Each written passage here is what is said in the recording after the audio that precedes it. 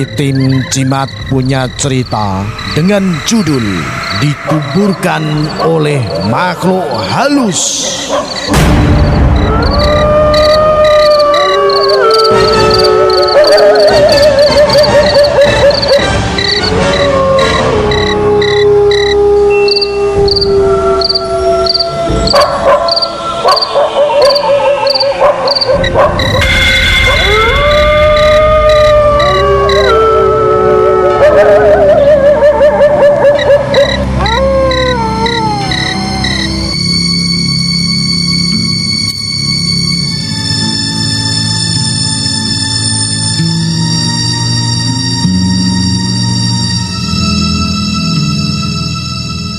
Cerita iki kirimanku Pak Tarno teko kawasan Sekar Jonegoro. Mergo uripku mung dadi petani, urip mung pas-pasan, pemeneh petani ing daerahku tandus ora ana ilen banyu. Liyane dadi petani, aku go ngingu wedhus-wedhus supaya kanggo gantunganing urip ning kabeh mung 5. Sing 4 wedok, sing 1 lanang. Yen to anak-anak wedhus wedok kuwi wis rada gedhe tak dol ning pasar kanggo tuku beras lan liya-liyane. Mula kabeh wedhus kuwi ora iso mundhak mung pancet kabeh 5. Sebab kanggo tuku beras lan sak pinunggalane aku mung ngandalno asil Tegal kayata singkong, minyak, jagung lan sak pinunggalane.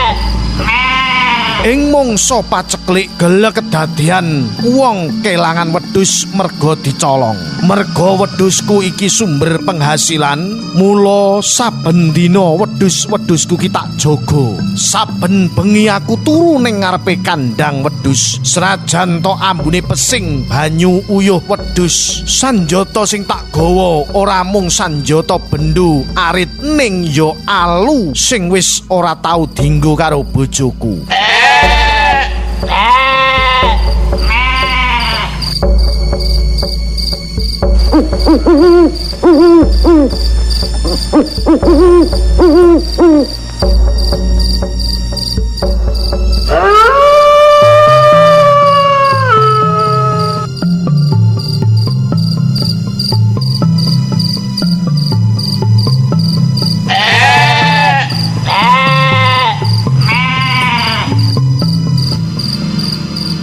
Tumapake ing wayah wengi wanci wulan purnama, ketepaan dina kuwi pas malem Selasa Kliwon.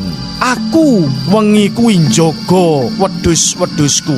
Kira-kira jam 12 wengi, aku sakwuse turu ing lincak ngarep kandang wedhus. Tak turok-turokne mataku ra isit merem. Ndilalah teko kadohan aku krungu swara wong mlaku. Ya tak senggoh wae kuwi tangga-tanggaku sing arep rondo.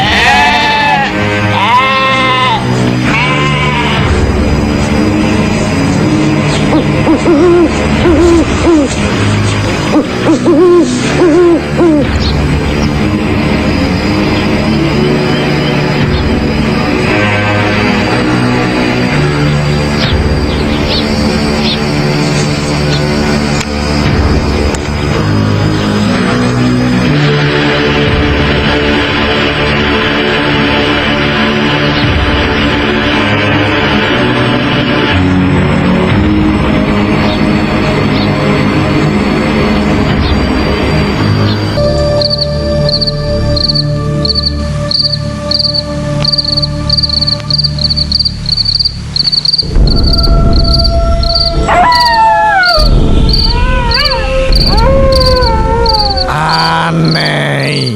Jumlahe wong sing teko tambah akeh. Ana sing nggawa peralatan lengkap kanggo ngubur wong mati. Kayata pendusa, tempayan banyu kanggo ngedusi mayit, jebor kembang, meteran, mori, seka pacul lan sak pinunggalane digawa wong-wong kang akeh banget jumlahe kuwi.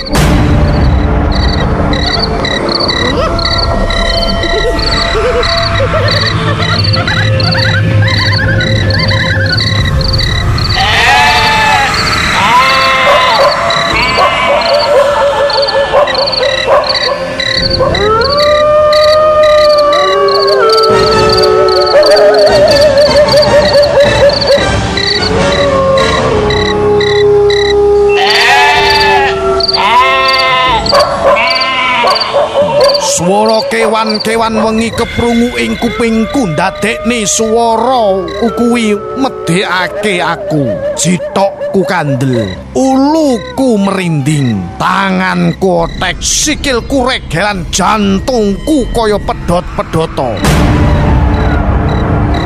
Mangerteni yen wong-wong sakmono kae kuwi tumpibake ngruduk aku.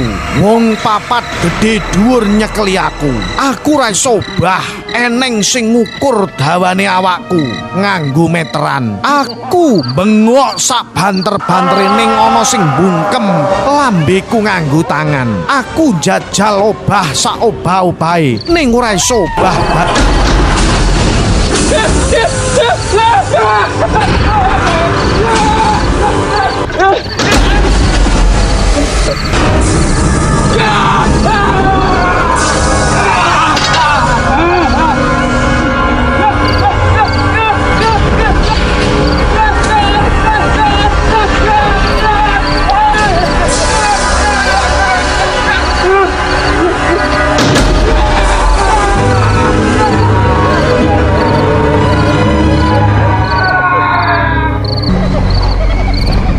Banjur klambi lan celanaku dicoploki kabeh. Aku didusi disiram nganggo banyu kembang. Aneh, teko ngendi kembang lan banyu sing disiramke aku? Jroning batinku aku iki durung mati. Aku iki durung mati kok didusi kaya wong mati. Urung sampe atiku mandeg nggonku ngomong. Wong-wong kabeh kuwi nyekel cek terus bungkus aku kayata mayit. Aku dibungkus nganggo mori ditali telu. Aku gelagapan ning ora iso apa-apa. Wong-wong sakmono kae iki nglebokke aku ing jero pendosa banjur diusung tumuju ing kuburan.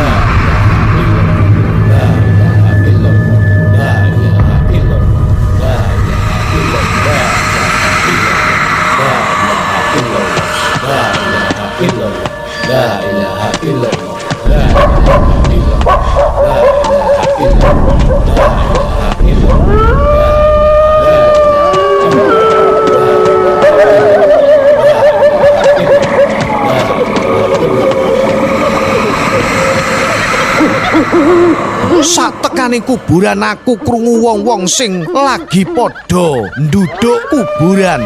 Swaraning ngos-ngosan pisan pindho aku krungu jengkerane wong-wong kuwi ning ora ngerti artine. Tak sawang sakwise kuburan wis bar diduduk, aku ditokno kok pendosa. Aku diangkat banjur dilebokno ing jero kuburan. Aku berontak nanging saurunge aku dilebokno kuburan, ana sinar lampu senter sing madhangi para rombongan pelayat.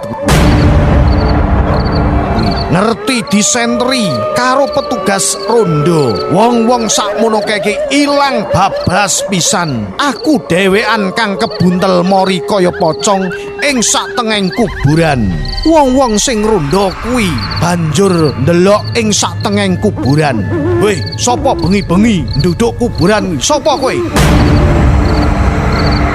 Krungu swara bengok kaya ngono ki wong-wong sing nyekel aku sing arep nglebokke ning kuburan. Melayu, aku banjur ucul saka ceklane wong-wong kuwi ceblok ing sak jeroning kuburan.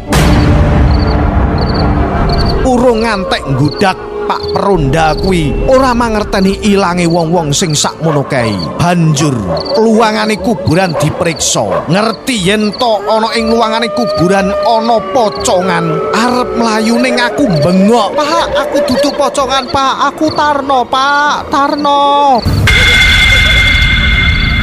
Krungu suarane Pak Tarno, wong sing rondo kuwi balik meneh. Lah kok iso kowe Pak Tarno? Kowe kok iso ning jero kuburan iki piye iki? Uculana aku sik to, uculana sik aku. Banjur wong loro kuwi nguculi poconganku. Aku banjur nyeritake kedadian apa sing tak alami. Mergo aku wektu piuda babar pisan, aku disili sarung karo Pak Perondo kuwi.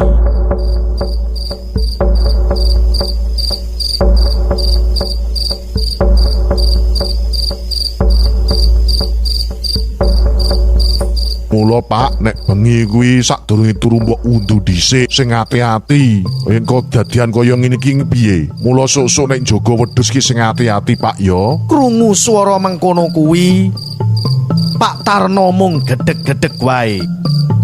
Pak Tarno, apa sampean iki ora ngerti nek panggone kandange sampean iki sisih kulone kan ana wit ringin. Kuwi ngono panggone angker Pak Tarno. Akeh bangsa bekasaan jin setan beprayangan iki padha manggon ning kono. Lah kok sampean ki gawe kandang ya kok nang kono. Mula iki tak tumbalane kandange sampean supaya wong-wong jin-jin kuwi mang sing nggodha sampean iki ora bali meneh, Pak.